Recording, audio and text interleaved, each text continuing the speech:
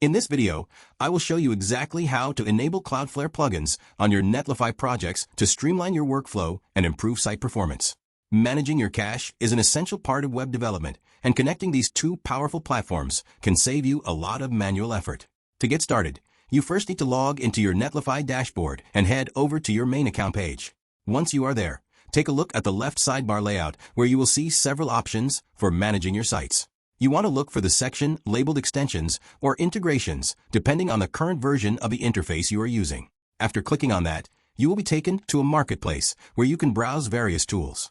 Use the search bar provided to look for the Cloudflare Cache Purge extension. When the results appear, click on the specific card for that plugin to open up the detail page. From here, you should see a button to install or enable the integration. Simply click that button, and a prompt will appear asking you to select the specific site project you want to connect it to. Choose your project from the list, and follow any additional authentication prompts to link your Cloudflare account credentials.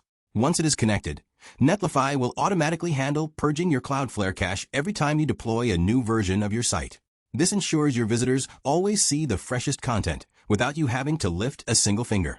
Thank you so much for watching, and I hope this helps you optimize your deployment process today.